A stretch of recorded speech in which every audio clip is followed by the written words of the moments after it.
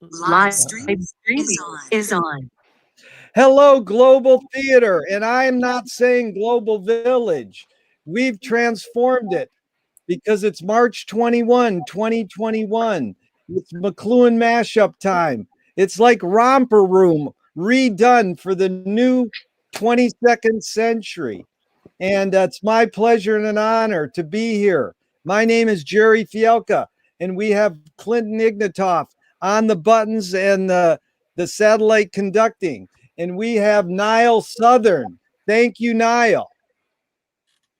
Thank you. And we have Simon Prentis. Thank you, Simon. All right, gentlemen, I would love to study the word, since we're going to be using, just to start off, and the amazing pattern I saw in you wonderful people is that Clinton's a McLuhan specialist, Nile is a Terry Southern specialist, and Simon is a Frank Zappa specialist. Now, I know you guys know a lot more of that. You're comprehensivist and you know a lot about a lot. And it doesn't mean you have to stay that focused, but it is interesting that we got three major people who used word, spoken word, printed word, song, sing-song word, and they satirized the world, you know, so that we could cope with this information overload. So I'll shut up soon, but I wanted to tell you the etymology of the word word. It comes from speech, talk, utterance. And then the etymological entry says see verb, which is funny because the American Indians have no nouns. They only have verbs like Bucky Fuller. I seem to be a verb. So really the word is to speak or say, or in Old English, promise. And then in the 15th century, they said, I'm going to have a word with you. And then word of mouth came around in 1550. But you're going to have to bear with me because I'm going to read something that William Carlos Williams wrote in 1946. It is dangerous to leave written that which is badly written. A chance word upon paper may destroy the world. Watch carefully and erase. While the power is still yours, I say to myself, for all that is put down, once it escapes, may rot its way into 1,000 minds, a corn become a black smut, and all libraries of necessity be burned to the ground as a consequence. Boy, that's a lot of poetic gibberish. But I'll tell you, it inspired me because he was influenced by James Joyce reading Ulysses. And so we'll just go round robin and then we can jump into it as casual conversation. What does word enhance or amplify? Not we invented word, right? Okay, we can agree we invented word. It is not in our DNA, maybe, the word. Now, you might disagree and say it's sort of innate in us, be Chomsky-esque or whatever, but the word, it created an environment. So we're not doing the tetrad on the word, we're doing it on the environment. Once humans invented this word, what does it amplify or enhance? Not the intention why humans invented it. So, Clinton, we'll start with you. Keep your answers at 3 to 5 words, gentlemen. Clinton, what does word enhance or intensify? I'm thinking the fixity of the environment and memory together. Wow, fixity of environment. Okay, Nile. Well, you know, Simon will be the ultimate arbiter, I think, of all things word definitive.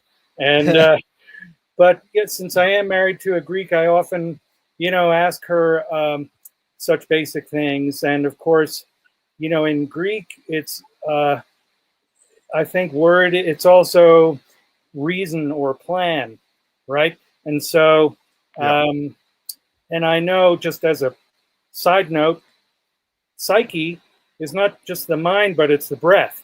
So we might look to other cultures that where we have more nuance and more double meanings or unexpected meanings of the word. And, word up. What can I say? Word up, dude. You're talking Venice surfer language. Okay, Simon, what does word enhance or intensify? It's the secret of consciousness. Whoa! Woo! Because I like that. Because go ahead. You want to elaborate, Simon? well, I could. Go ahead. This is my special field, as it were. It seems to me that if you look at the history of linguistics, everybody is focused on grammar, and particularly Chomsky. Syntactic structures and all that. We've been looking at trying to find a universal grammar, and why is it that animals don't have grammar, and all that stuff. That's the focus of it mostly. But the reason animals don't have grammar, for example, is because they don't have words. And what we need to look at is the fundamental difference between what humans use as words and what animals do when they communicate. Animals make noises, right? We've actually put noises together and digitized noise and made things that we can tag with using little, essentially digits that allow us to tag what we're talking about. If you're a cow, you just go moo, and there are various varieties of that. A dog can bark, it can whine, it can yelp, and it can make different noises, and it can use different intensities and tones of those particular things, but it can't actually reference very much with that vocabulary. But because we can put those things together like numbers, you can put a number like 1,348, that's just like 4 digits, but it tells you a huge amount of information that you had to make a different noise for every number you were talking about. You just get lost at about 30. So words, the secret of words is that they're digital. They make a digital system for remembering shit. And that's it. That's consciousness in a nutshell. I like that. Now that was beautiful. Nutshell. That's what Joyce used. Nutshell, not shell.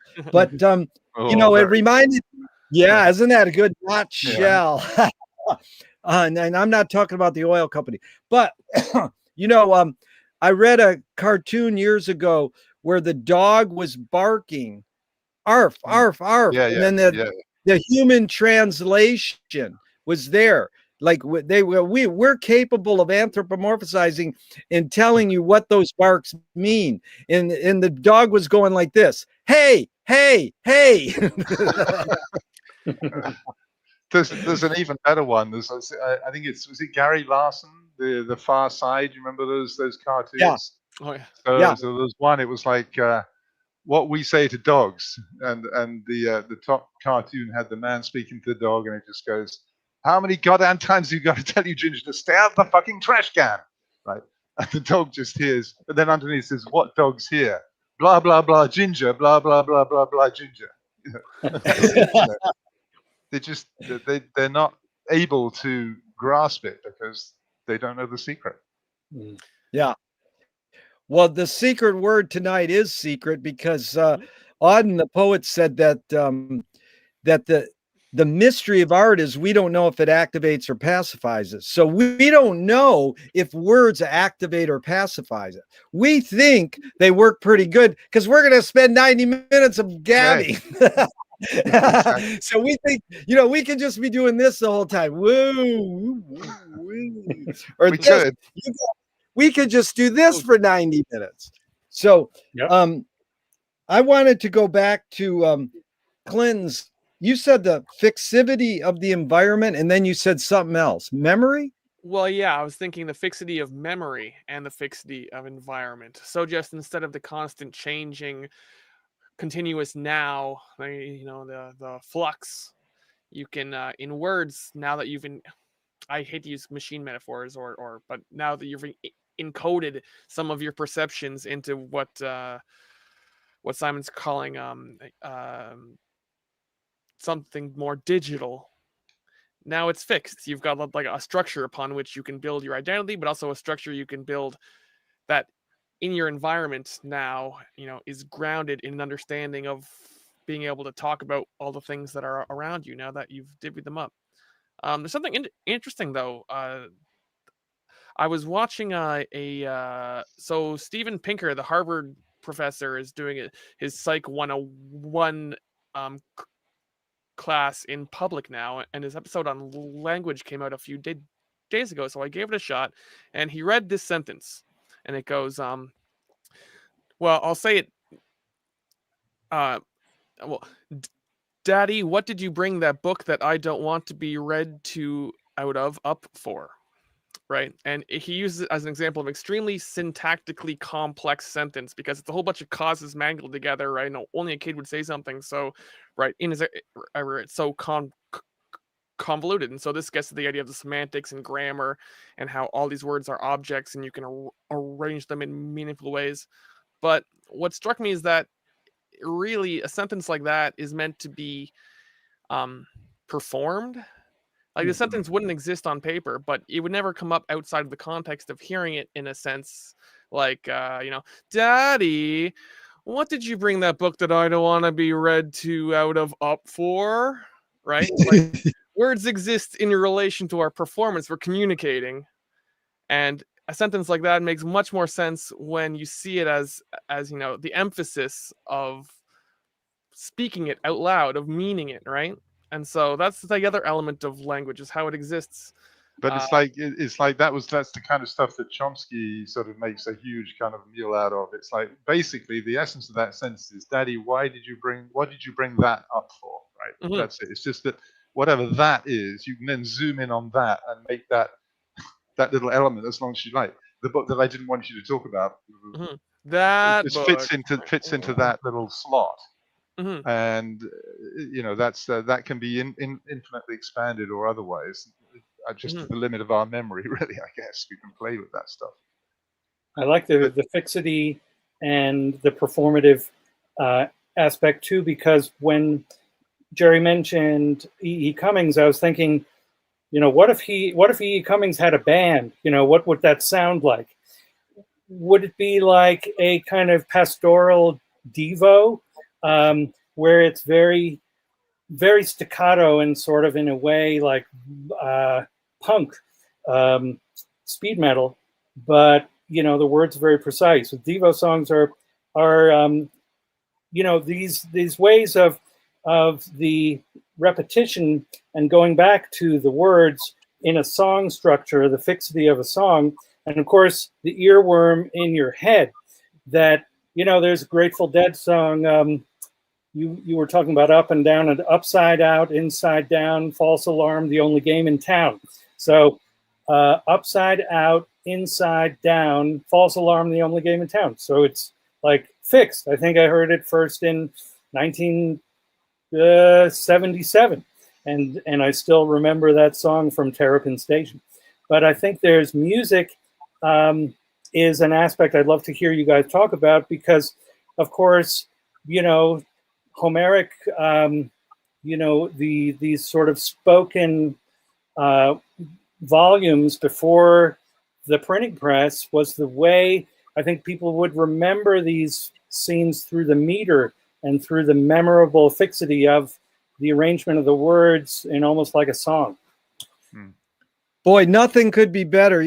Being with you three gentlemen make me cream in my jeans because I went up to Mark from Devo in a sandwich shop, and I saw Mark from Devo, and I says, "Hey, what do you think of Zappa?" And he goes, "All the guys in my band like him, but I think his lyrics are too 70s." I goes, "Frank's," I said, "Frank's too everything." So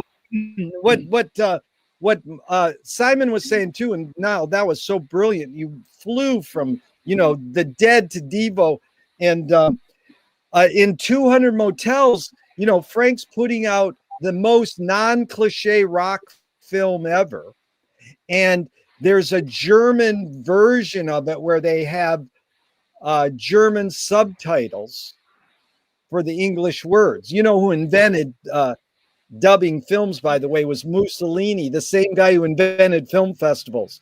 So that should tell you something. So in the scene, you see Jimmy Carl Black. He takes a pin and he says, "You can shove this pin up your ass." And the subtitle goes, "Here's your pin back." Love it. So how's that for, as Simon taught us a couple sessions ago, the descent into wordlessness. It's all performance. It's like you could take this pin and shove it.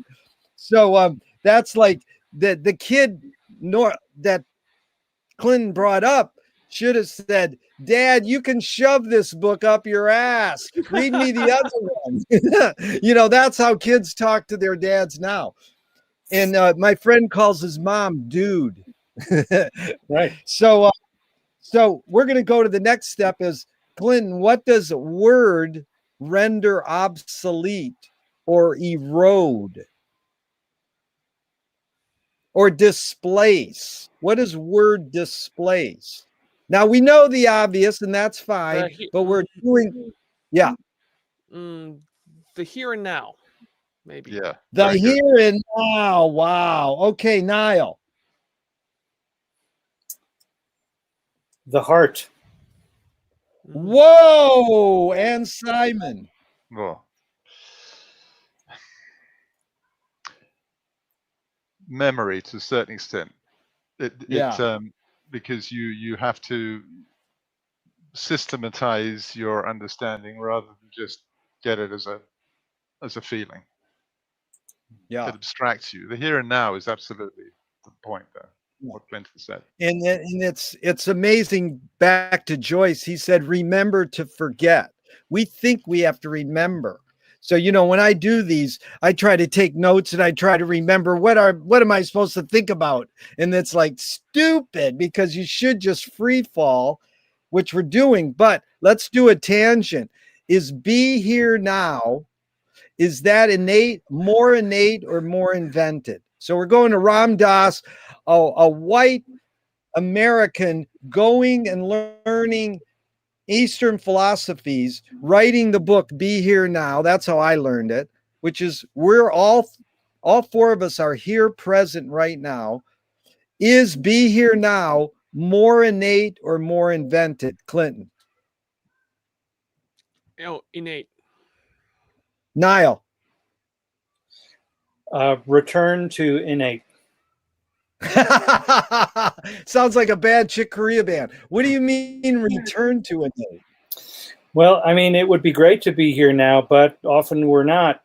I think we, though, are uniquely being here now through electrical presence, through the synergistic effects of our literal connectivity. How we would do this by other means, I mean, telepathy wouldn't really work because we haven't developed that correctly. But anyway, I am straying. I think be here now is a great idea if you can be here now, Hey, we could do it with paper cups and strings. We can do it with anything. Okay, Simon, is being here now more innate or more invented? The need to say that is invented, and it's a necessity because words take us out from being here now. Because the very notion of what words do are to take you into an abstract, non-analog field, if you like. So analog. Let's leave that analog for a different session, maybe. But it takes you away from the world of feeling. You go into your head. Words take you away from being here now. So being here now is what you are innately sort of able to do by virtue of being a conscious being, but words get in the way. So we have to invent the idea of being here now because we get so corrupted by words. I think great art should fuck your shit up and say, I could do that. So that's what words did. We invented them. They said, we're going to fuck your shit up for inventing us. Okay, Clinton, what is a word in retrieve? What does it bring back that we got rid of?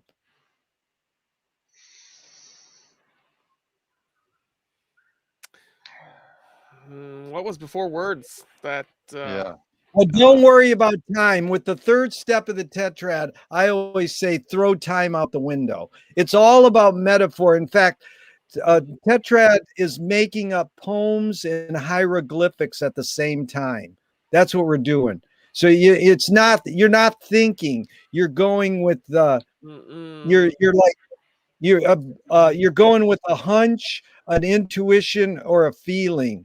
First Yeah. thought, best thought. Yeah, so then words retrieve base elements. Base element. Yeah, which single atom molecules. I don't know. Something like that. Something like a chemistry metaphor. No, that's good. And the other thing you said about, somebody said something about metaphor. You know, Marshall said, McLuhan said, all words are metaphorical. All speech, all language is metaphorical. Mm-hmm. Now, he's not always right. Because I said it, it doesn't mean he's right or wrong.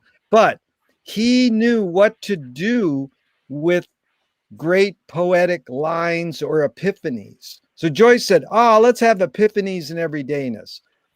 And so he took a line from a Robert Browning poem.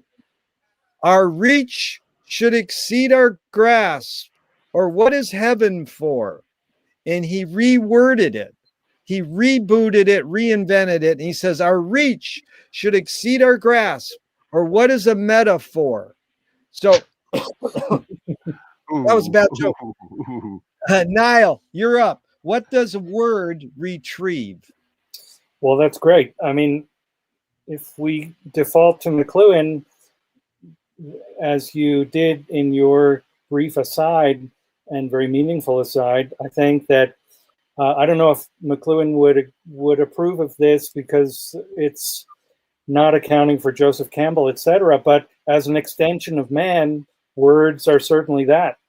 You know, as Simon pointed out before, the words are really, an invention of humans, and so how to go further than that? I could just default to extension of man and call that it is good. Yeah, because we extend. You're retrieving the humanness, extensions of humans. You're retrieving humanness.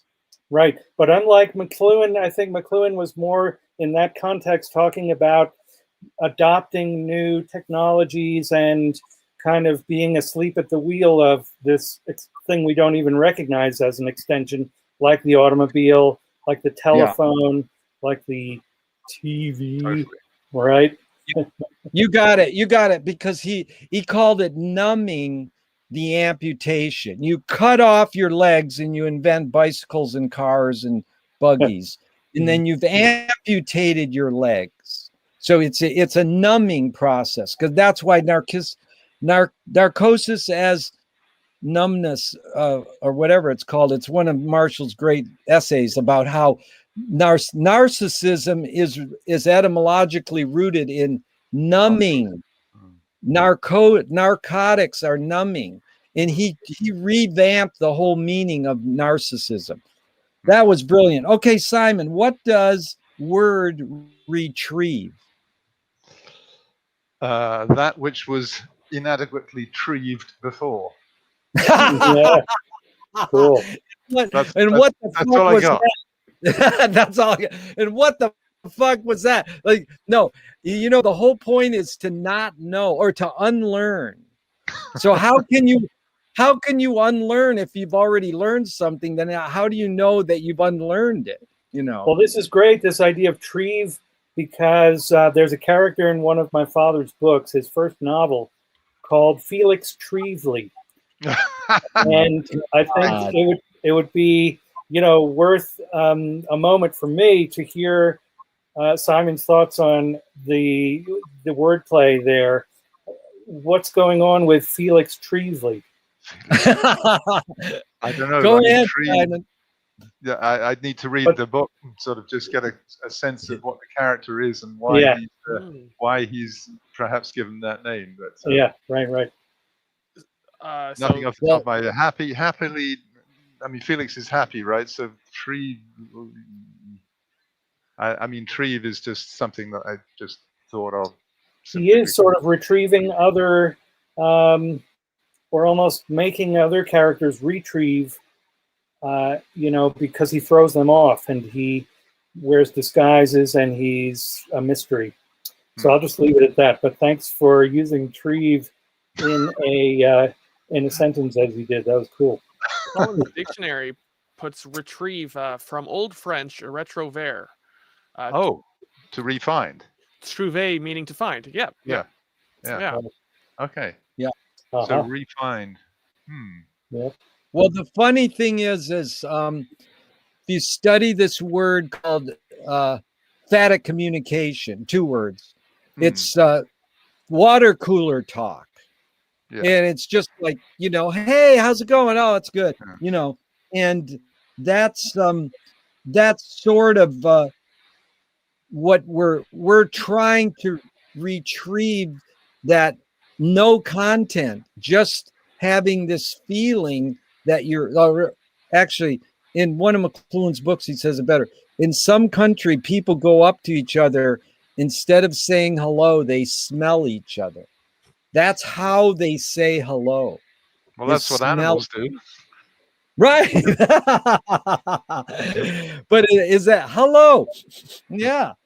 Okay, but that to find, that is good. Oh, in what I was gonna say is I lost my train of thought in it train wrecked and then it repaired itself. The third question of the tetrad retrieved is always able to be answered with the word campfire or water cooler or watering hole, because every invention retrieves bringing us together to share something. My theory is that every invention is made because it's a way to connect with another person. That's why we have to invent. So the third step of the tetrad retrieve always stumbles people. They go, I don't know what it is. And the good example is the car retrieves the knight in shining armor. That sounds so bullshitty and poetic-y kind of, but it does. It retrieves this person covered in metal and they're on a journey. But it's also, where are they going to? I've got like the comedian on the boardwalk. He goes, quick, you're late for your Zoom. Yells at people. Good. Thank God they're not at a Zoom. Okay, so Clinton, what does, if you take word, press it to an extreme, what might it flip into? Oh, gesture. What? Gesture. Is that Jestur or GES? Oh, I meant GES. Oh, but J's good. It's a great word to fuck around with. Jester and jester. Can you really pronounce them the same? No. Yeah. Jester and gesture. Ch. They are different. It's Yeah. t and a ch. T and a ch. A Just turn and a ch. chur. Yeah. Yeah. Thank you, Simon. Okay. So Phonemically Nile. distinct. Yes. Okay, Simon. Nile, you're up. What if you take word, press it to an extreme, what might it flip into? Might flip into a weapon depending on the recipient and their state of being, state of mind, state of relationship. They might misinterpret it, for instance.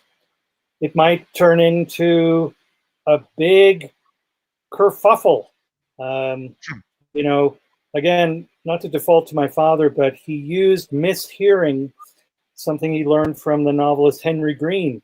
This idea of making, because Henry Green was practically deaf towards, during his writing career, but he would use the absurdity of the mishearings to propel, little inspirations for some of the situations in his books. And Terry used to play with that, whether it's the phonetics of someone who's talking about their protege, but they say protege, my protege. So obviously this is a character who's illiterate. I had a girlfriend once who used to say, I can't phantom that. And obviously she'd never read, fathom that, but she'd heard it a number of times. And I just thought it was really sweet. I did probably correct or let her know it's fathom, but interesting, right? I mean, that's the stuff of like richness and dialogue, like, wow, where'd they come up with that? So I think, words can be pressed up and become whole, like misunderstandings, maybe wars even. I love that now because I got a good education. But I did learn how to mispronunciate, and I was at the library and I heard this comment. I resemble that comment. Right. Touche, touche. I call that auditory hallucination. I love that. Okay, that was beautiful. Simon, if you take word, press it to an extreme, what might it flip into? Would. What? Would. You get a W, it's would. And it's like you press it to extreme, you just would. It's like you mean like what the fuck? WD. It's very hard to say WD without any vowels. Oh. It's like extreme. Isn't there like Norwegian wood? Yes, very good. I read your commentary on that. That histoire was really cool. I told that to my family the other day. I was trying to describe it, and who would think that it all is about trying to make your apartment look more up to date and snazzy. Really, Norwegian wood paneling. Right? Yeah, it's fantastic, isn't it? Yeah. Yeah. So, I mean, summarize what it was, Simon. You wrote an essay that explained the origin of the song. Well, it was really just to deal with the Japanese translation of Norwegian wood is Norwegian forest, right? That's how they translate it, and that led me to think, what the hell that was all about. So it's not about that at all. Of course, it's about he's visiting a girlfriend who has a trendy apartment. Back in the day, it was like you would have Swedish wood paneling on the side of your walls. Norwegian wood, isn't it good? And in the end, she won't sleep with him. He gets pissed off, so he rips it all off and burns it, and burns her apartment down. Norwegian wood, isn't it good? So it's kind of like a really twisted love story. You mean that's Paul McCartney's story behind the song? John Lennon. Oh, John Lennon's story. John wrote the lyrics? Yeah, supposedly based on an experience that he had, but I don't think he burnt the apartment down. He just, didn't get lucky. And did one of the Beatles marry a Norwegian? Is that George? I don't think so. No. Yeah. Okay. George married an American. But, right. I mean, after he'd done with Eric Clapton's adultery, as it were. Right. Boy, don't get me started on George Harrison's wife, but ask me off screen sometime. I got a great little story about the great Marty Scorsese doc on George, 3 hours long. So I don't want to dominate this. I want it to be a free for all, but I wanted to bring up one other thing before we dive into the deep end. And this has been incredible. I started my book with 3 quotes, strange questions with 3 quotes. The first one is, well, before I say the quotes, let's go round robin with a fill in. We'll start with you, Simon. I don't know what I think until I fill in the blank. I don't know what I think until I have a word. Have a word. Very good. Nile. I don't know what I think until I hold my head. Nice. Have a word is like have a cigarette. Hold my head is like, hey, okay, Clinton. I don't know what I think until I've heard someone else say it. Okay, so McLuhan says, I don't know what I think until I've said it. So I'm amazed at how smart you guys are, because something happens in your brain and then these things shoot out of your mouth. How fast does that work? This is amazing. So Joan Didion says, I don't know what I think until I wrote it down. So that seems like you can have a little more calming period. Like, what am I going to do with my finger and put on the paper? And then you can change it. Once you say it, you can go, oh, I misspoke, or you misheard me.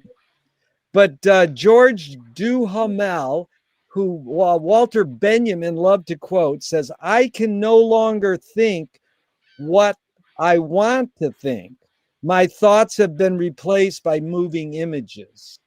So that sort of recalls this, T.S. Eliot saying poetry is outing our inner dialogue, or our inner, like my mind's eye. Well, that Just means outing there's our an inner, image. yeah.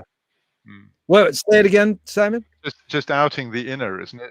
Is that Eliot? Outing the inner, yeah. Yeah. But we think of it in my mind's eye. I say, my favorite answer was that I said, what form is your inner dialogue in? And this filmmaker, Abigail Child, New York, said, I wish I knew. Because people say, oh, my inner dialogue is in English, or it's in TV commercials, or it's in, visuals or whatever. But it was this woman who is some intellectual, I don't know, or you guys might, Francine Duplessis Gray. She quotes Flannery O'Connor, who says, I write because I don't know what I think until I read what I say. Cool. That is like, what? So, I mean, you guys, you could just go any direction you want, any questions, round robin or whatever, but I'm still curious of this thinking process and how all three of these people that you know so much about use the thinking process and the feeling process to satirize. For what purpose? McLuhan was a satirist. Terry was a satirist. Zappa was a satirist, And so why do we need to satirize? And, how much is that feeling and how much is that thinking? I think we need to satirize because it's.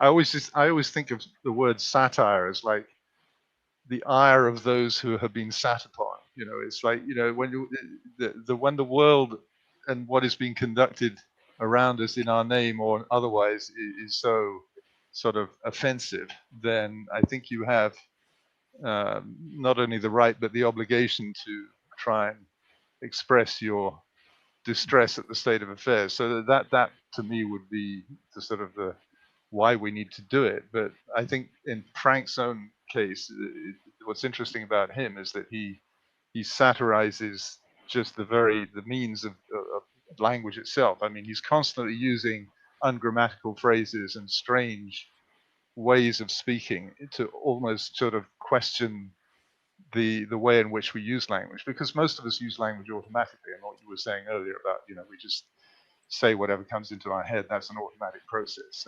And to the extent that it's automatic, it's also kind of thinking us as much as we're thinking it.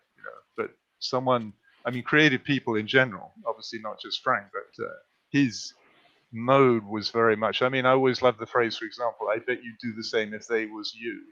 Do you remember that expression? Yeah. It's such a great sort of way of making you think about putting yourself in the other person's position, but also the kind of illiterate fashion in which it's expressed sort of just also pulls the rug out from the notion of being, superior because you're educated or something. He's kind of hitting it at two different levels at least, and I've always appreciated that, his work. Yeah, right. One little insert, sorry, is the other Zappa line. He says, there's Nazis in your town. You better go home and check because you think they're talking about someone. Yeah. Nile, what were you going to say? Well, with Zappa, it's so great because, of course, as a writer and, satirists sometimes you're in any case you're looking for the arresting combination of words. So like from his latter work, A Dangerous Kitchen, that's intriguing. What's going on there? The Dangerous Kitchen, and off you go. But even this double meaning, I mean, apostrophe, what a brilliant thing. In one word, you're alluding to a literary and something else. And of course, the content, you can kind of do what you want because you already have the title that sort of covers it all. And this whole idea of metaphor, apostrophe, having to look somewhere else for, the exact meaning or the expansion of the meaning. I think Zappa is a great example. But now, while you're talking, how was your dad?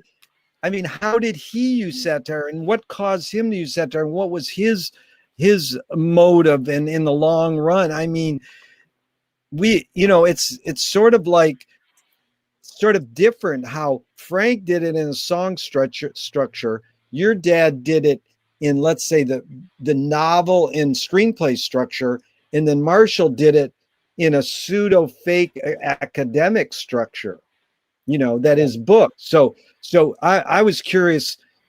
That was great example that you brought up now. And just one little insert is the best way to describe Finnegan's Wake is by bringing Zappa in and saying Frank presaged the use of an old song by James Joyce. He used an old song and he just got rid of the apostrophe. So Frank says the crux of the biscuit is the apostrophe. So he says, all I got to do is just take this song and call it, TikTok or the new platform that rules the world, Finnegan's Wake, and it's no longer the possessive, a person whose name is Finnegan and their wake service. Now it's a command saying, all you Finnegans, wake up. Finnegans, wake. So he changes by getting rid of one little thing, apostrophe. But what's your take, Nile, on your dad's sort of use of satire? I mean, why? Yeah. Well, I did a book about Candy, which was, an early satiric book, somewhat based on the Voltaire classic Candide, but using Greenwich Village and all of its, sort of outrageous and kind of controversial diversity back in the 50s when it was seen as like this den of iniquity, if I believe that's the word.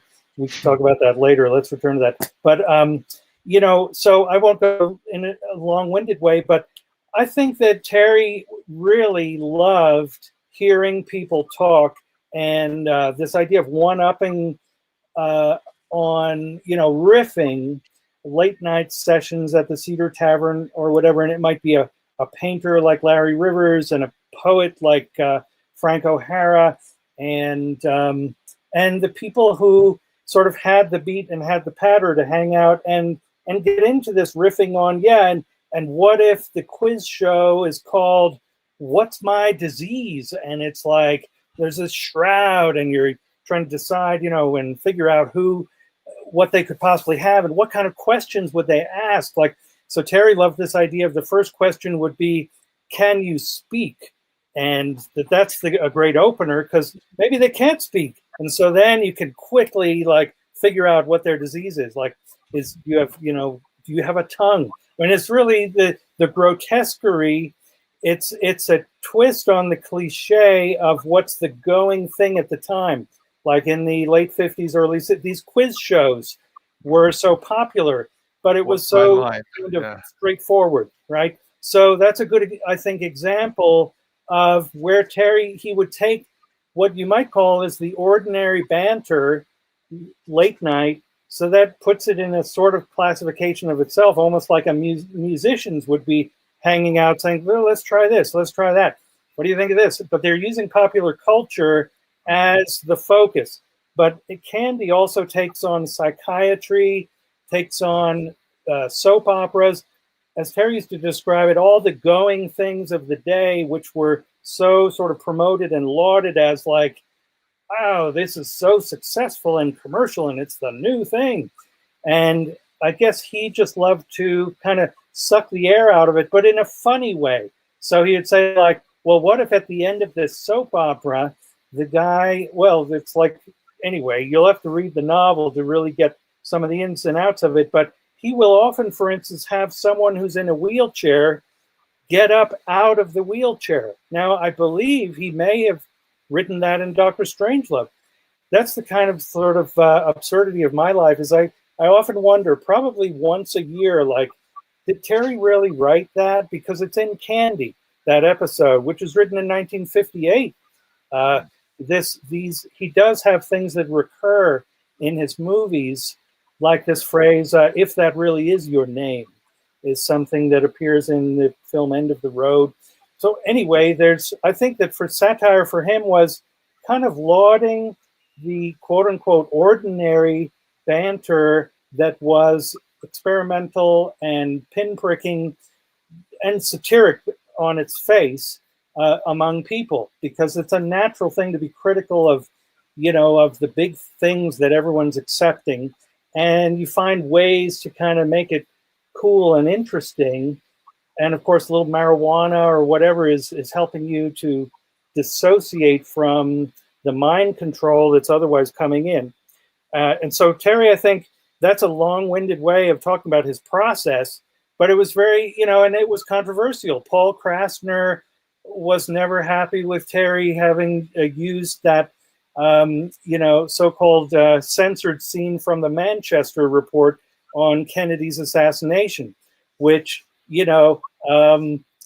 is something that ends with the line, my God, because you've got Lyndon Baines Johnson hulking over the casket, as Terry describes it, and Jackie O watching him. This is on the plane, for God's sake. But it looks like it's a case of necrophilia. Is that in Candy? That is, no, it's in a story called Blood of a Wig, which is this big setup Terry did just to deliver that punchline of how he worked at a men's magazine, and they would have these meetings about, well, what can we do a story on? And Terry's running out of Dexamyl speed in his sort of aside leading up to this engagement. But when he's getting his refill of this speed, this guy who's the dealer is selling everything from like distilled cigarette butts, just the pure nicotine, and sort of a litany of it's sort of like Drugstore Cowboy. And Terry says, well, what's this red split you're talking about? And the guy says, oh man, it's blood from a schizophrenic, this poet who's, in Bellevue. And you got to try it, man. It's like really far out. So Terry used that as the premise for having this vision of this Lyndon Johnson, hulking over the body of JFK. Like, how can you satirize something like that when it was still fresh in people's minds? And Terry saw that as a challenge too. And it just so happened Paul Krasner said, well, this friend of mine got really high one night, and he had this idea that there would be a scene from, that was cut out of the Manchester Report, and that it would be, fucking the neck wound of JFK. Now that's, not exactly literature, this fucking the neck wound of JFK. Terry did this whole big, long, drawn out thing that starts with the blood of a schizophrenic to make you even imagine such a thing.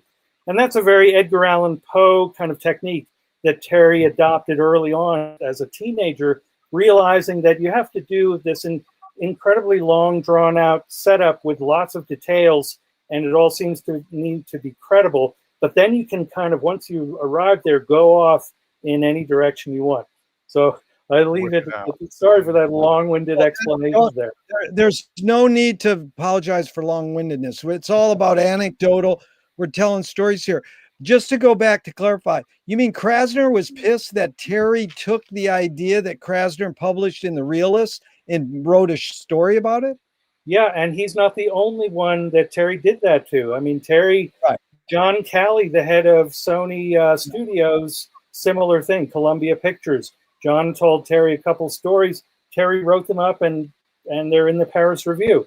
John, I met him once, and he said, Terry sold my story for $400. Well, Terry wrote it up. Is this really? In fact, that story won and started the whole Terry Southern Prize for Humor in the Paris Review.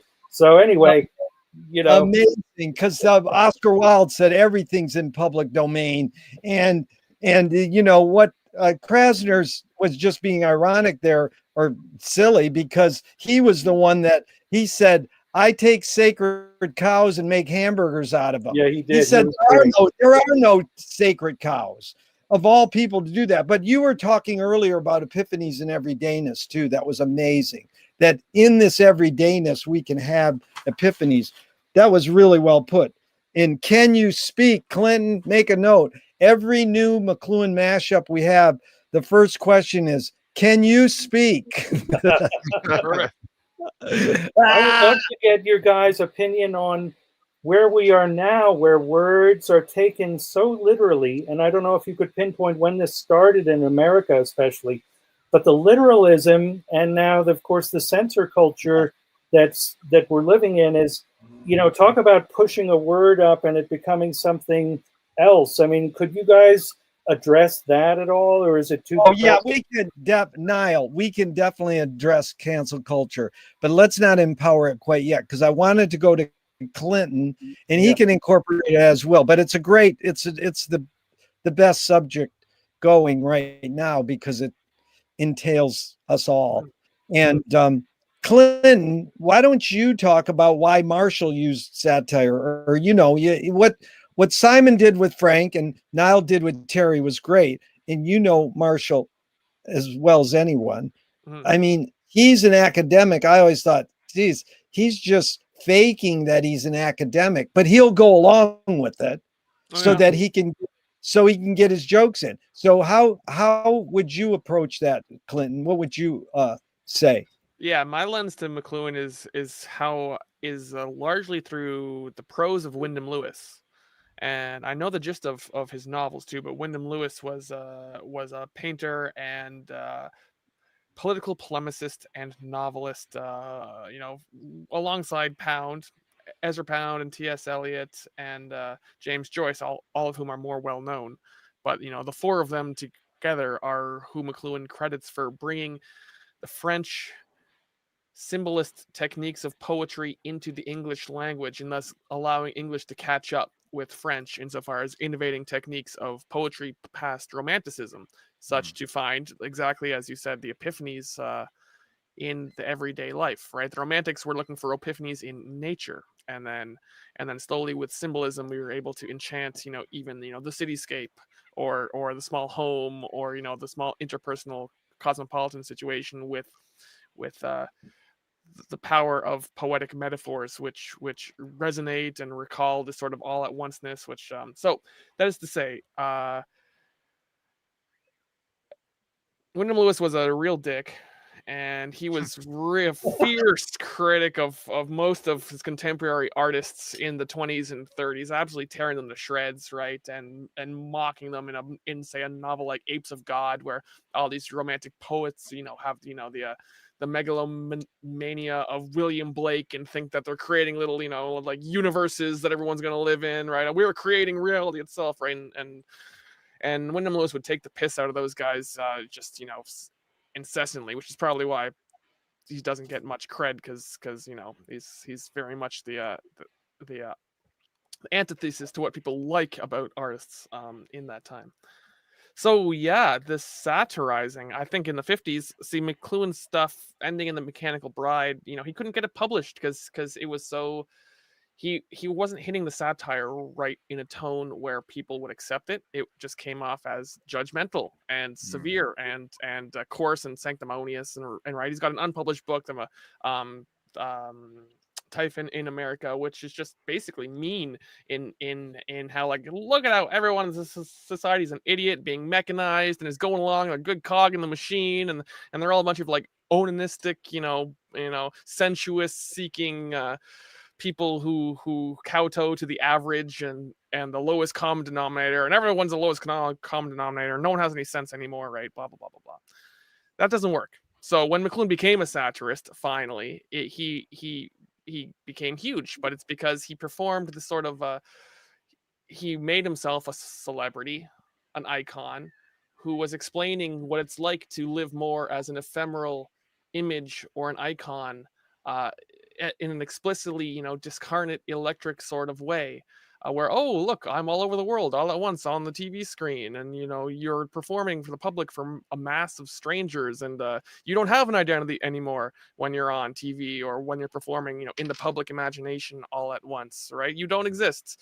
You're an electric discarnate ghost, right? And so nobody's gonna know who they are anymore, and then all the hippies are like, yeah, you're right, man. I don't know who I am anymore, right? And TV's an after trip. Yeah, man, you're right, right? So he's able to hit this mode where he's describing the effects of the media, and he's able to elide all of his personal judgments just by saying, well, we can't have personal judgments anymore. No one's opinion matters. We're all just melting together in this global village, common collective identity mass. So his satire is very subtle because it's so easy to take him literally and seriously, as literally everyone is going to lose their identity and lose their body, and electricity is going to bring us all together in a giant singular singularity, as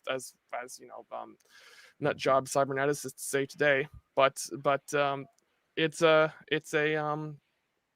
definitely a satire. It still is largely indistinguishable from straightforward earnesty, which I don't think it was. It was earnest in its intent, but the public McLuhan, the famous McLuhan, is kind of a put on. It's a performance. Right. He had a private life, and he liked his books very well, and did not want them to go away while going around proclaiming their total obsolescence, right, on TV. But it's interesting that getting the satire right was what worked for him, because that earnestness is really never going to be well, there's a certain form of earnestness that maybe works in political discourse, but in terms of an academic, an intellectual, somebody trying to, especially coming from a position of everybody's fucked, and earnestness doesn't cut it. You've really got to. I mean, that's again the genius of Frank, was that ability of his to just be really funny at the same time as really cutting, and that's what cuts through. That's what at least if you have the ears to hear. Which is brilliant, Simon, because Frank got through, but he's still marginalized. Yeah, he went a little too far. He's on the cover of Joe's Garage, blackface. Good luck to do that now or say any of the things. I want a nasty little Jewish princess with long phony nails and hairdo that rinses, with Titanic zits and sandblasted zits. Hey. That dude the Me Too movement would have killed him, literally. But this is good that you brought up, because we would say, yes, Frank was successful. Terry, everybody says Dr. Strangelove's greatest film ever made. It's in the top 10. Think of that. 130 years of cinema history. That's how long it's been. And that's easily one of the 5 greatest. Marshall. But they're all sort of marginalized. So does satire work? Well, it worked for us. And then, can satire be destructive? I asked my friend who wrote jokes for Robin Williams on Mork and Mindy. He says, that's the job of satire. Most people say, can satire be destructive? They go, yes. And it's like, well, yeah, but if you do a certain cartoon in a certain country and they kill you, that's assuming you think that death is bad or it's a negative thing. So, you guys covered that so well, and it really reminded me of one of the greats of satire who said, Jonathan Swift compared satire to a mirror in which people could see every face but their own. Yes. That's like, sort of cutting. I don't even know what that means, but I love to drop witty sayings. Lewis Lapham, I interviewed him, and he quoted Twain from memory, saying Twain described satire as painted fire. with which to burn down the hospitality tents of camp and, you know, circumspect and camp and, oh, I forget exactly but it's, yeah, painted fire. I mean, geez. That's amazing. The dens of inequity. Yes. Yeah. We have a neighbor who is like a really sort of, you know, basically a British equivalent of a Trump supporter. And, you know, like so many of them do in their inimitable fashion, they mix up words or never knew the spelling in the first place. So he was trying to describe something about, and he called it a den of inequity. In fact, I think he was talking about our house. I think he was in an ironic fashion, but he didn't get the inequity business, which is like perfectly describes the world in which these people live, a den of inequity. You know, they're always like in a privileged position somewhere, and they don't realize it. They're just, it's a den of inequity. But you want us to talk about a den of iniquity? No, Nile, did you not raise that as it? I'm going to get us there, Nile, in a second. Okay. But I love what you guys said, and it's the Twain is amazing, deep, and I definitely need that quote. And you know, one thing is Alan Watts says, if you acknowledge your enemy, you empower them. So, you know, in the long run, aren't all these satirists empowering what they're satirizing? Martin Luther says the only way he could deal with the devil was satirize him. But did he empower him by satirizing him? You know, I mean, you just look at CBS News, president going, we love Trump. He's made our ratings skyrocket. And, you know, as soon as Biden got in, Colbert's got a joke about, you know, Bernie's mittens, as opposed to this really conflict, anxiety producing, glued to the screen. What did he say now stuff? You know, now it's back to normal sort of piddly. But it's about the empowerment leads into what Niall brought up, which is so important, because you must have ESP, because my friend just sent me a postcard and it says, do you think cancel culture is cool or not? And I'm like, all I can say is the thing about cancel culture is, why did it come up and how can we cope with it? And, you know, where are we now is Niall's question. Where are we now? What got us to this point? And what are our coping? Does it just enable us to increase our critical thinking skills or make us laugh more, or what? So now you go on and sort of suss out what you're after. Thank you. Well, I thought if we maybe can put off as far as possible delving into that belly of that beast, but try to see, like you say, how'd we get there? And I think there's something about this literalism as opposed to metaphor, where words have sort of absolute meaning. And in some cases, that's correct. Like the N-word, for instance, has such a specific context. And I'll just leave it at that for now, because it is, I know, used, you know, in, you know, actively in rap music, etc., for, you know, for effect. But I just wanted to come to Terry a little bit again, in that I think the most successful satire is a sleight of hand. You know, if you look at Dr. Strangelove, the Pentagon is not being empowered. The whole, you know, upper echelons of politics meeting, you know, the Army and the Air Force and all of that intra-rivalry,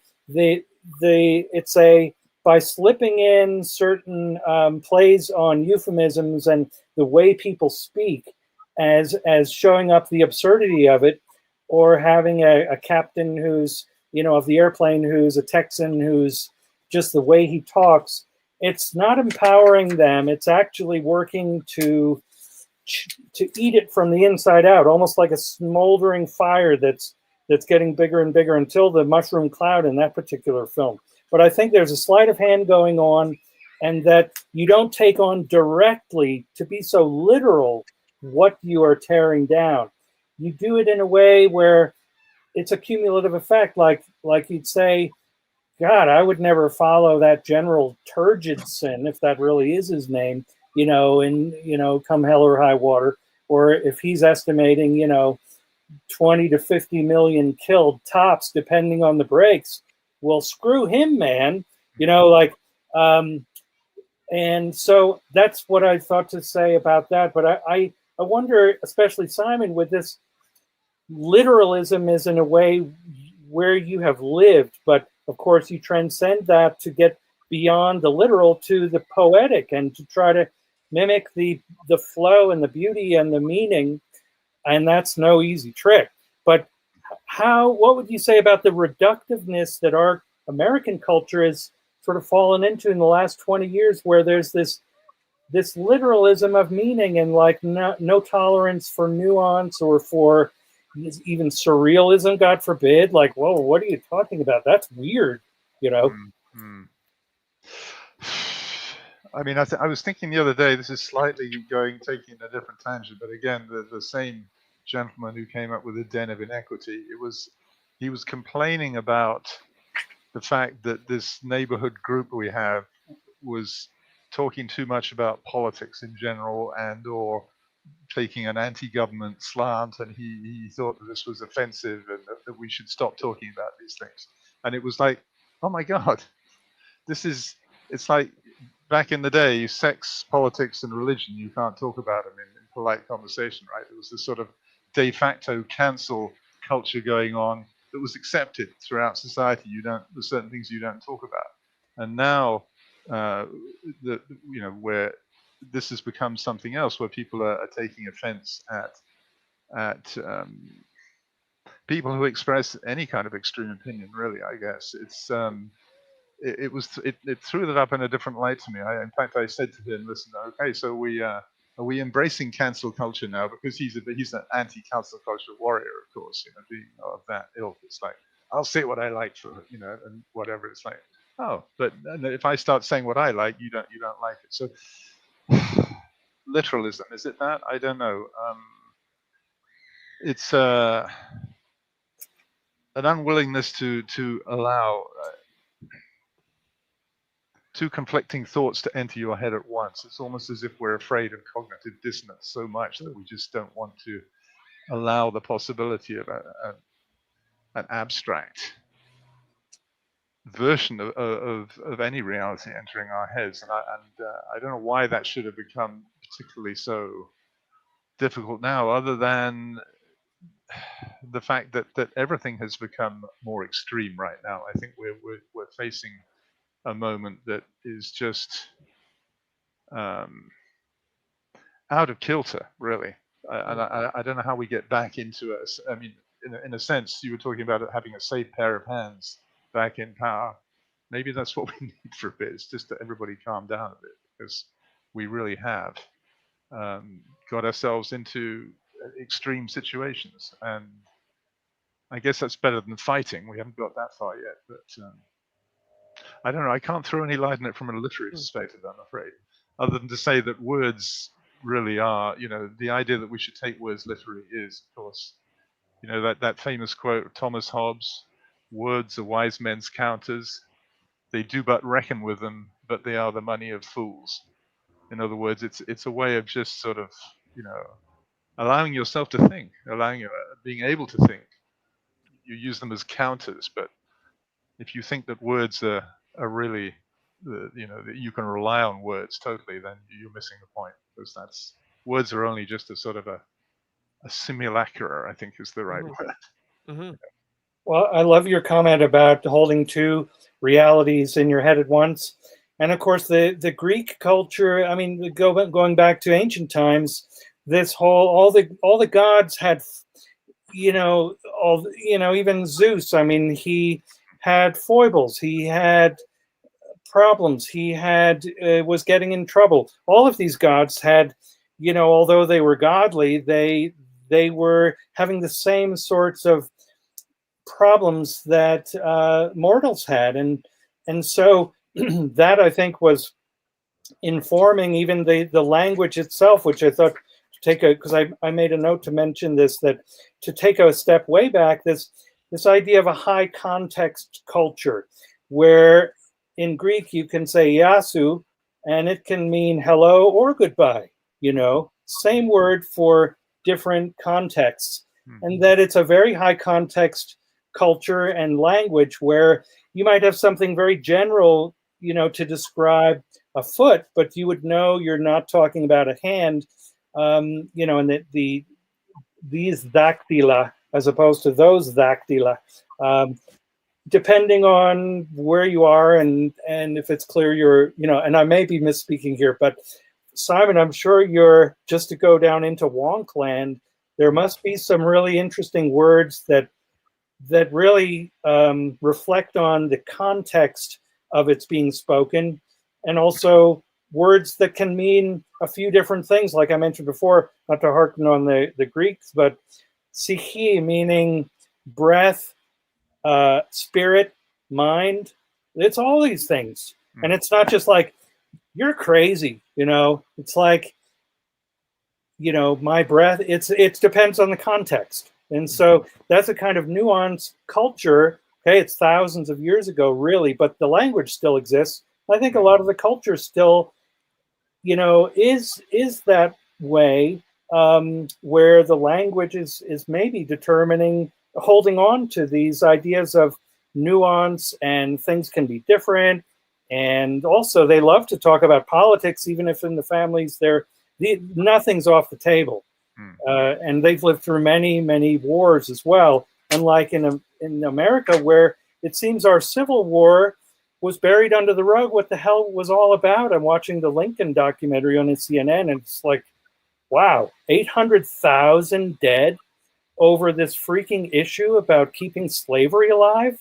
WTF? I never learned about that. I learned about Western the manifest destiny and this Western expansion. And it seems like everything else was swept under the rug, and we, as a culture here, still haven't dealt with that really basic instance and just horrific thing that still is manifesting itself, not to mention the Native American wipeout of the culture. Well, exactly. The two, original sins of America. Hello. Wow. Well, just in terms of... Yeah, go ahead, Simon. Well, I was just going to talk briefly to the point about words and context, and how, particularly with different cultures, you really notice this, because you come charging in thinking there's going to be a word for this word that I know, and there isn't necessarily going to be a word for that, or there will be, but it'll have a different parameter. I mean, a very simple example: water, right? The word water. In Japanese, there's two words. One means cold water, which is what you're normally dealing with. And then there's another word which means hot water, which is very important to them because they like to take baths and be clean. So hot water is a totally separate word. They don't say hot water. It's just a different word. Or there's mizu is cold water, which is what you want if you want to drink. And then there's oyu, which has got no connection whatsoever linguistically to the word water as it's commonly used. And that's very common through every language. There'll be some, whatever the cultural focus is, if there's some interest. I mean, the classic thing is like the Eskimos have 100 words for snow, which is actually not the case. They don't. But snow is more important to them, so they talk more about it than we do. I mean, we have lots of different words like sleet and hail and ice and things like that refer to different states of water. But the point is, each culture will have a different way of dealing with it. Now, one interesting thing in Japanese, I'll restrict myself to one example, don't want to go on here, but even though in Japanese, having such a respect culture for other people in a public space, the idea of a guest or a visitor, an honored sort of person, they only have one word for this. Whether you're in a shop, if you're a customer, or if you're on a plane, you're a passenger or a visitor in somebody's house, we have about 10 different words in English for these things. They only have one. Because in the context, to them, it's all the same thing. It's somebody who's worthy of respect, that should be treated with respect. So it is the honored person, right? Whereas we will just break it down. In fact, now it's actually, everything is becoming a customer in our new the world of the Trumps and the Johnsons. Everything is a customer. You don't forget you're not a patient anymore. You're a customer. It really pisses me off. But anyway, leave that aside. It's everything is context dependent, which is why words are wise men's counters. We do but reckon with them. The money of fools. Sorry, Wow, that was that was heavy, and both you guys, that was beautiful because it brought up so much. That word respect sort of reverberated with this idea of embracing contradictions. And Zappa said it so well. You've got to love the cops as they beat the shit out of you on the street. That is so beautifully Eastern for a macho white Italian rock star to be spouting, Eastern philosophy. I'm going to love. I think there was a certain irony in that, though. Well, no, that's a beautiful. But that's embracing contradiction. Yeah. Just like when he says a true Zen saying, nothing is what I want. Absolutely. Yeah, and there's another one too. But what I was curious in Nile, you really evoked the great James Joyce line from Finnegan's Wake, where the hand of man never set foot. Like, how about being concise? But Clinton, I wanted to get your opinion too and your thoughts on this, because McLuhan wrote a book called Culture is Our Business. And today I was thinking, well, why don't we rewrite it called Cancel Culture is Our Business? Or as our dear friend who studies Jungian alchemy with the Wake says, nuance culture is our business. Sure. So, go ahead, Clinton, because you've heard a lot here, and I'm sure you got something to contribute. Yeah, cancel culture is our business is a great title, because cancel culture is just the gentrification of the internet, really. I've been writing the book on the history gentrification of the internet. Did you say? Yeah, I'd say so. I mean, I've been writing a book on the history of cancel culture for 7 years, so to speak, if I could take my 5,000 words a day of random essays and edit them together somehow. But I understand the history blow by blow. And of course, it's, say, 2005, when I was heavily online every day. You understand that every web community, every thriving web community has got, moderators to moderate the conversation. So you want to join this random website and join this forum and have fun. You go by the rules, but sometimes moderators, let their friends cheat on the rules. Now we're talking about collectively grown, self-governing. This is how we have a conversation here. You want a different conversation? You go to this website. They'll let anything go. They got a demilitarized zone, and you can throw shit at each other. But here, we'll ban you if you don't end your sentences with a period and use proper capitalization for proper nouns, right? So you talk wherever it is, that's just a style for you, and then you all co-police each other, and the moderator comes in and uses their special administrative privileges to ban people who break the rules. And then sometimes the wrong person becomes a moderator, and they start letting people get away with shit or breaking the rules themselves, and then everyone becomes an e-lawyer and starts demanding, we demand the site owner fire this moderator because they're abusing their privileges, and we're the community, we're right, you can't write. And this has been the subtext of many a stupid internet drama for most of my life, and it's all backwater dramatic stuff on, the internet's for nerds like myself who sit in a basement all day and aren't out there playing with their friends for everyone else, right? So if 15 years ago, had I known that I could write a story, a great satirical story about what if the world got taken over by a stupid internet forum, and suddenly, like, the governments of the world were enthralled by the stupid antics of internet politics, of someone demanding the moderator ban this person because they're not following by the rules we all agreed to, and it was out of the hands of governments, and not even the United Nations and the collective will of governments could overcome one stupid fucking website, not following by their own rules and their own stated terms of services, and being selective and canceling the wrong accounts. Now, the time for that is come and gone, because we're living in it right now, and it's so utterly preposterous that the history of this medium is completely buried underneath this marketer created facade of Steve Jobs descending from the heavens and giving you all a smartphone full of apps that sidesteps the fact that the internet's been around for 30 years and we all know how to behave on it well and good. If right, there's an entire history. I've got a book that just showed up, 1997. It's called The Netizen, and it's the exhaustive account of the entire history of the internet and internet culture, and it's where I get my name from, my online YouTube handle, the channel that we're all on right now. The idea of how to responsibly own a computer and coexist in, when to have a moderated conversation, when to let free speech reign in anarchy, even though people, right, like, this has all been figured out, and then corporations legitimately buried the lead so as to get everyone to spill their guts to marketers and say what they want and provide information for politicians to then know what they need to say to get your vote, for instance. So cancel culture is something that, if you want to talk about the literal use of language, it's because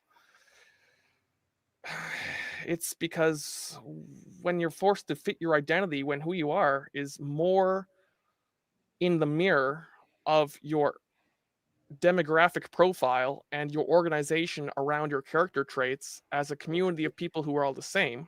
Now, I'll be specific.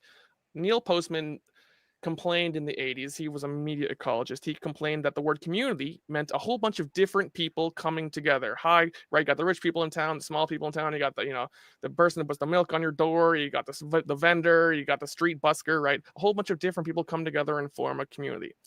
But with the internet, now community meant a whole bunch of people who were all the same. They shared all those traits in popular for the sake of demographics and for the sake of social organization, for the purposes of activism and finding people like you. And now a community means a whole bunch of people who all share the same label and same affinity and find each other in a city and go and live together or hang out, right? It's the complete opposite of the diversity of a community. Now we say, I'm a member of the gay community. Okay, I am, but that income, right, it allows you to organize for your collective needs, but it also erases entirely the notion of diversity. And then when people act as a collective entity, they all need to hold together and be hyper literal in the terms they use so as to have these shibboleths for community forming and community organization. And this is all exists in the frictionless media world of cyberspace.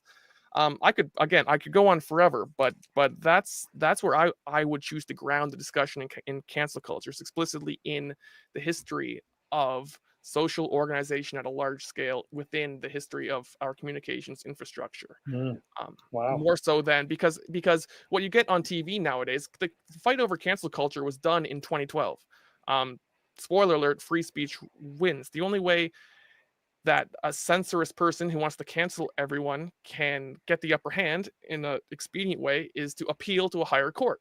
So in 2015, the court to which the appeal was made was, newspapers and the media at large. And finally, we need to, just one higher level. You go from stupid website to big website to small town newspaper to massive national newspaper to now, you're standing at the UN Human Rights Commission making a complaint about someone whose speech you need eliminated from the internet, right?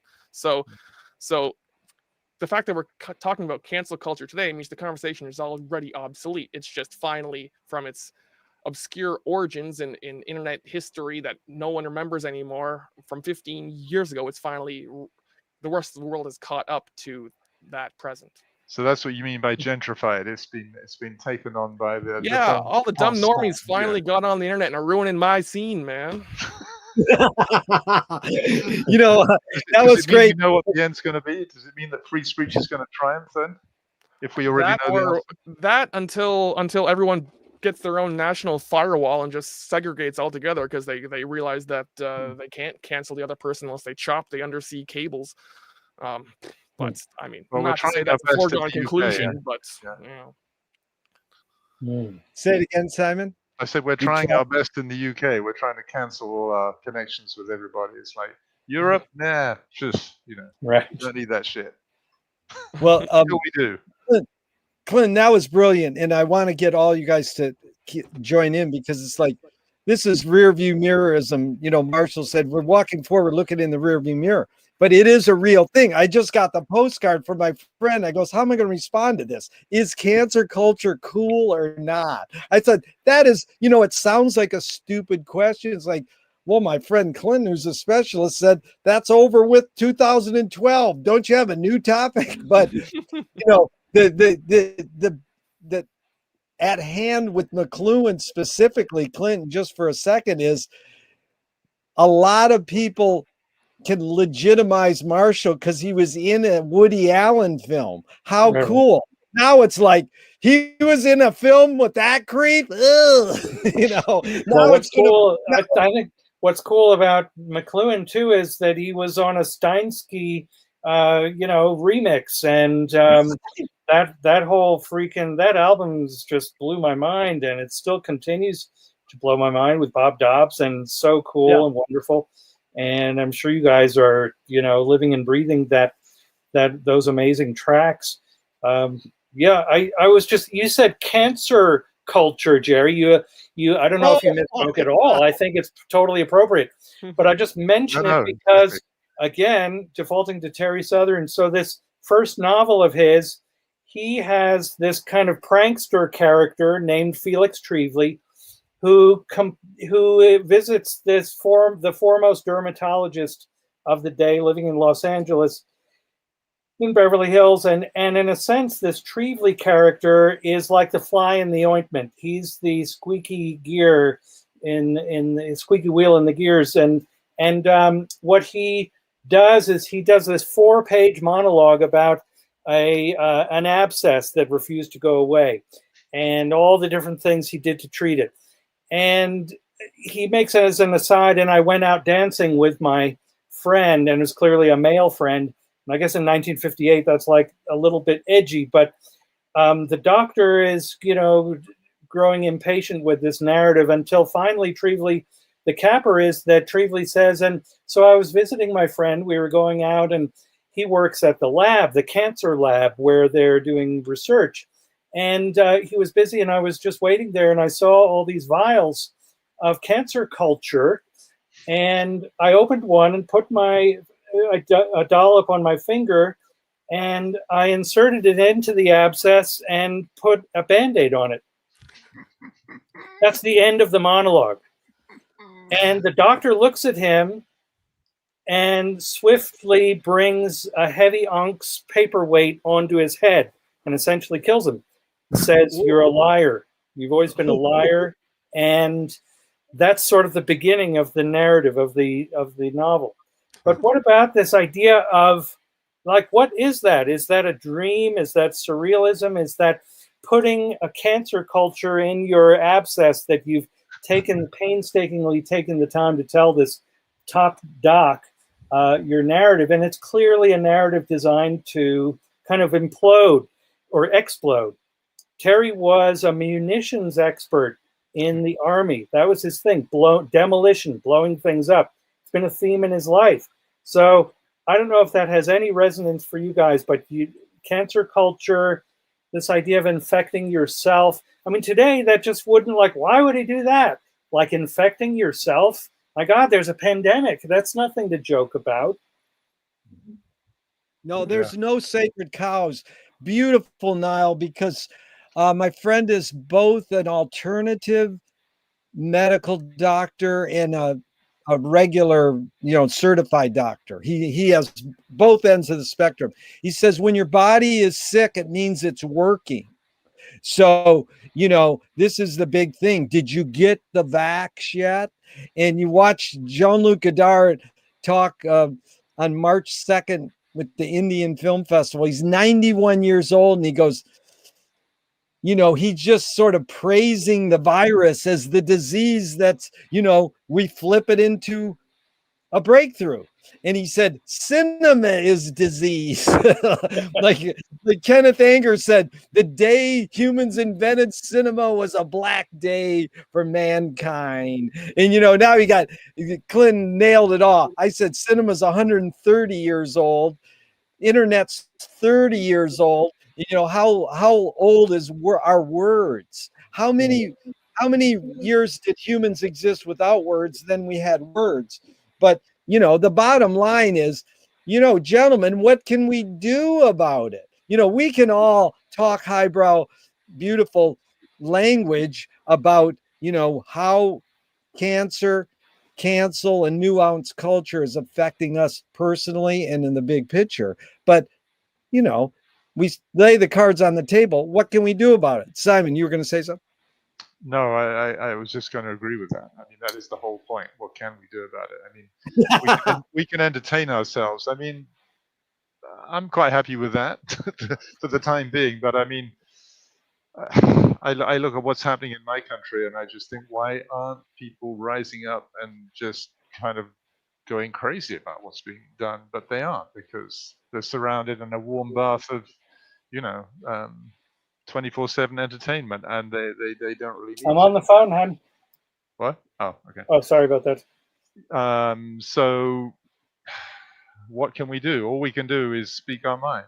That's all we can do. And if the most effective way of doing that is by using satire, then, maybe. I mean, I think just in terms of, well, if you look at history, essentially violence is the only thing that works in terms of pushing back political power that has passed its sell-by date, unfortunately. It's a kind of hard thing to do. But in terms of normal civilized discourse, satire, or at least laughing at people, I think is a more effective tool than getting really irate and upset about things. And, people, especially the kind of people that we're dealing with, the people who are sort of so full of themselves, they don't like being laughed at. And if you can get away with poking fun at them and just helping other people to understand how ridiculous it all is, maybe that's a better way to go than some. I don't know. My days of being on the barricades are over. Well, words. We're back to words. Simon, I used to say when Trump first got in, I goes, why haven't we stormed the castle? I mean, it was just like evident. How in the fuck did this happen? And why aren't we doing anything? Then as he's leaving, they stormed the castle. And I went, uh-oh, I shouldn't have said that. it got missing down. But, Nile and Clinton, what can we do about this? I mean, you guys have already said it, but I mean, how would you respond to that? I would encourage Simon to develop this. I'm sure you will find a golden thread if you put your mind to it, because you have such knowledge of the memes and the effects and the origins of this kind of cancel culture, and maybe it's the 4 C's, and that's the platform or whatever. But I think that I would encourage you to not put aside the power of satire. I know it's easy and people do say, satire can't keep up, and that is true. But when you, like a person like yourself, Clinton, has such intimate knowledge of the inner workings and, in a sense, the blood life force and all this stuff, and great details too, and ironies, find a way. I would encourage you to do it. I have some ideas too of satirical things that I still think could, in a sense, come back from the future. It's describing a future, dystopic but funny, but also very inventive. I think that's what will engage people, again, by a sort of sleight of hand, like, oh, this seems to be about like something that just way doesn't exist. But then you get into the nitty-gritty of it and you see it's operating on similar principles that are happening today. Look at Nikola Tesla describing libraries in the sky, right? Libraries in the sky. Like, sure, everyone said to him, yeah, right. What the hell is that? I mean, books are sacred, they're so expensive, and they are the word of God. Look at the Bible and Gutenberg. I mean, my God, what are you talking about? Libraries in the sky. That's like practically heretical. But today, of course, and the fine working of that is, I think Tesla did imagine that it would be free. Is it free today? No, it's got all kinds of problems with slow lanes building, and look at even cars now possibly being data centers that are being used for espionage, possibly. We don't know. It's like that's a narrative playing out like just today with Elon Musk denying that Teslas are actually being used to, in terms of surveillance, which is a whole, surveillance capitalism is the new meme and reality driving even jobs like my daughter has to enter into in the marketplace. If you're in PR, you're not only delivering attention, but you're delivering surveillance capabilities to clients and ticking the boxes that are already there through the platforms that you guys know so well or stay away from, Facebook, etc. The Google Analytics, all that stuff. It's almost like, as you guys know, the Wild West, where there are no laws about extraction of minerals or anything else. And everything was like, whoever can figure it out first, just go for it. And I don't know when we're going to see the real repercussions of this, but imagine if your car is delivering crucial data in some way to, our enemies or our friends or whoever. And it's the stuff of fiction, right? How do you keep up with this stuff? So I bet, Simon, I invite you to go a little bit into the future or even delve up some of the past. I love this idea of a chat room that the Pentagon may be like really concerned about being really accepted in. Like, we've got to have a presence in that chat room. That chat room is determining the future, the geopolitical future of America. How come we're not there? What if the president were to say that? And that's just such an absurd thing, because you could write about who the people really are, and maybe some of these languages that are being used, the turns of phrases, etc., are intentionally provocateur and just surrealist or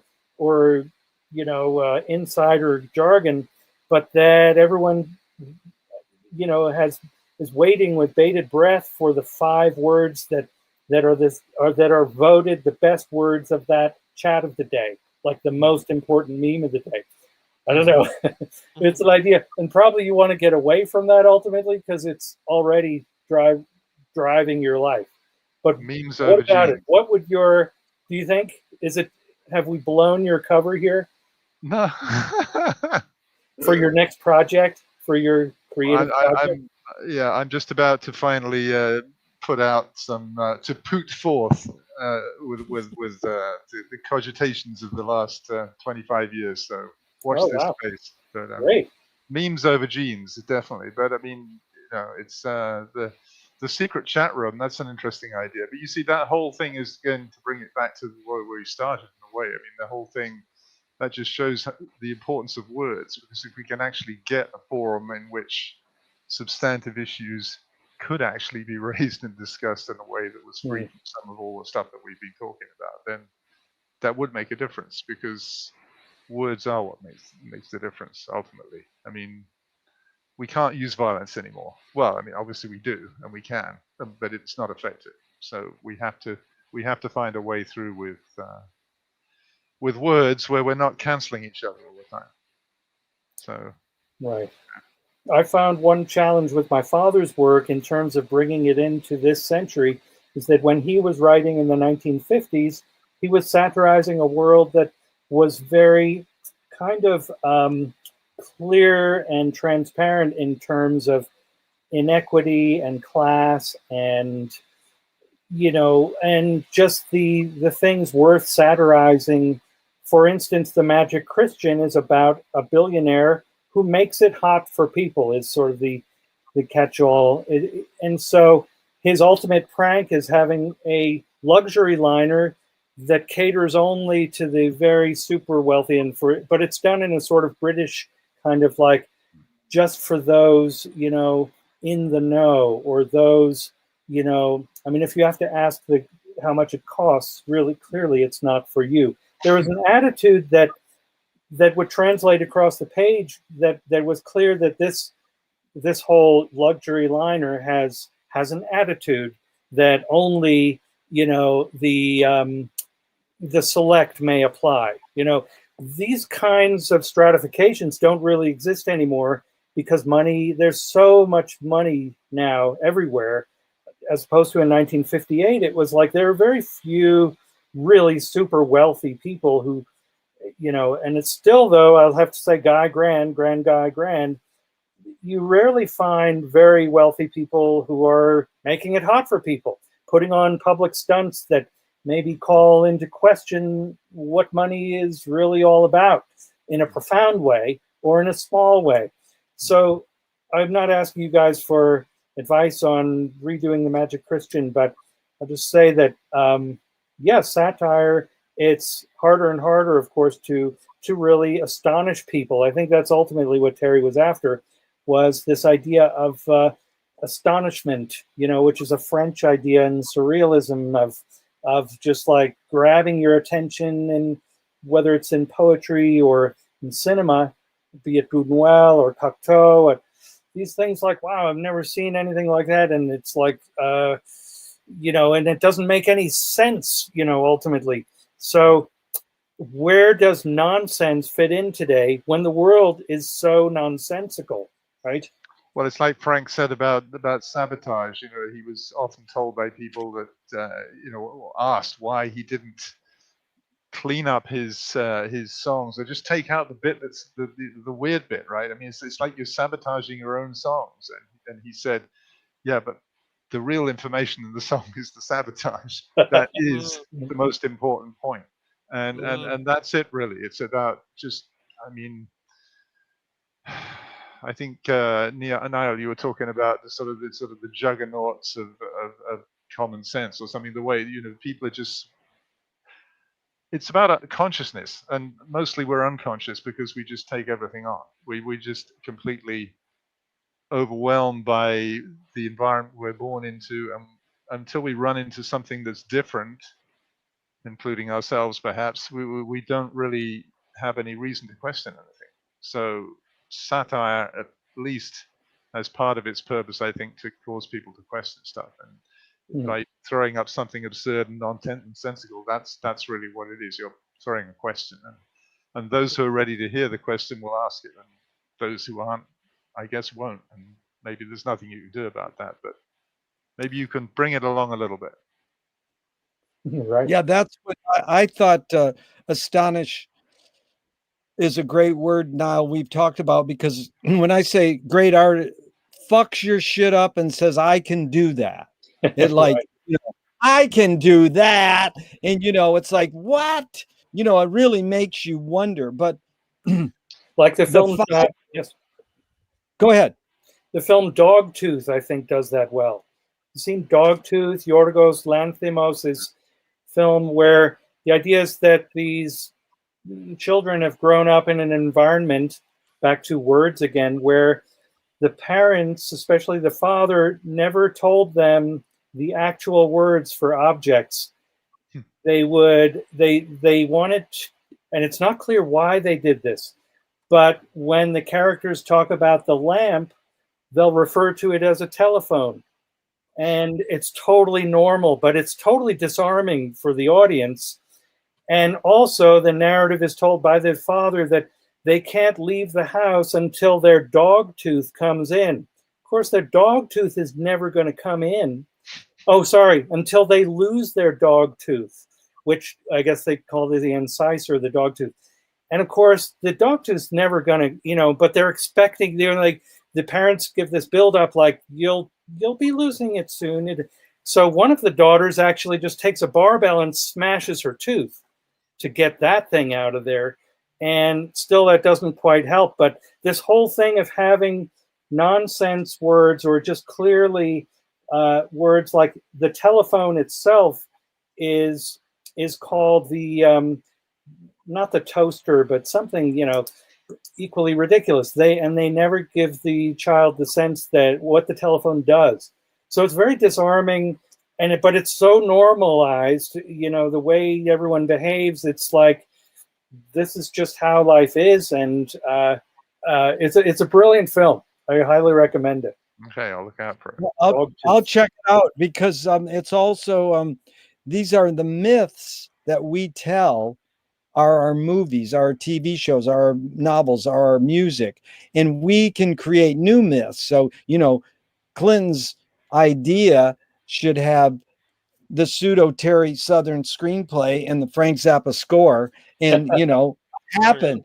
But when you said 5 words, you really nailed it, Nile, because Marshall said in Take Today, the executive is Dropout in 72, a book he wrote with Barry Nevitt that's amazing. He said there's 5 words. The word makes the market.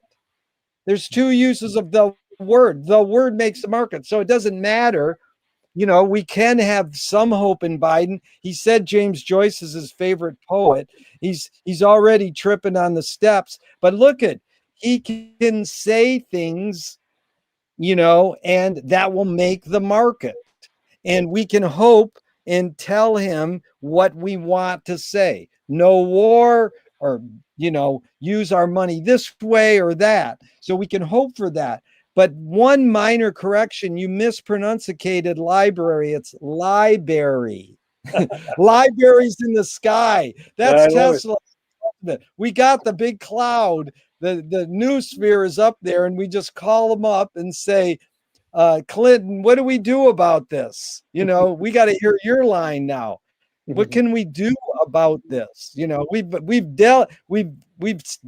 laid it out really well, gentlemen. Oh yeah, absolutely. I'm so much more severe. I'm so much more severe because I've been thinking about this for a very long time.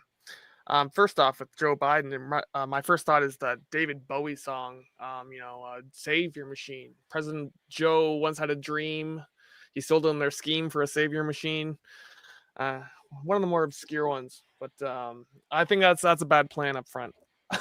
And yet more and more, when it comes to talk of technology, the conversations are all based around what people think computers are, and that has been a problem since the dawn of cybernetics.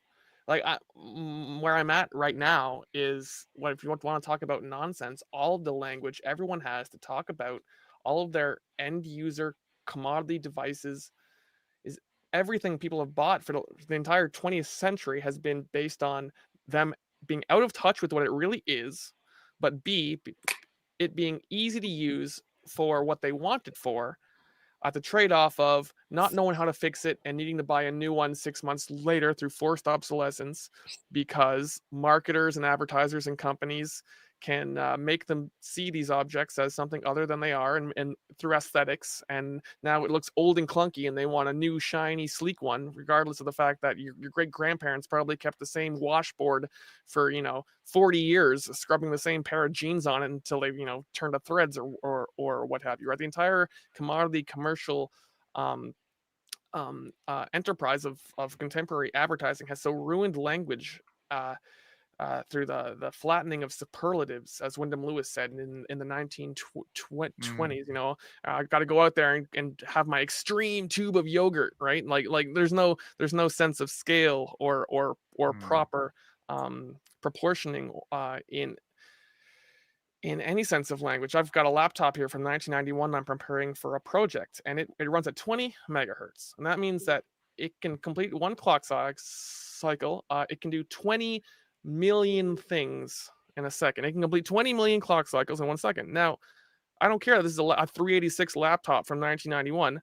Anything that does 20 million things a second is operating very fast. It's still operating very fast today. 100 years from now, something that does anything 20 million times a second is screaming far faster than even my imagination can comprehend. And so I've got a YouTube series developing. I'm doing all sorts of stuff on this laptop to demonstrate, the world's not changing half as fast as you're being tricked into thinking it is, right? We're all staring down the edge of the boat, watching the waves lap against the boat and getting seasick, when we could lift our heads a little bit and see the stillness of the horizon of how very little has changed in the form of our technology beneath the superficial appearances and the little numbers on the box that the salesman is pointing at to show you how much better this model is than that one, because they broke the software to require 4 times more RAM than your last version did. So now your computer is all slow, because, right? Like, that's where the fixing begins for me, and that's because I'm trying to very obliquely address issues that would get me killed if I were to talk to them directly. And it's first, do you realize how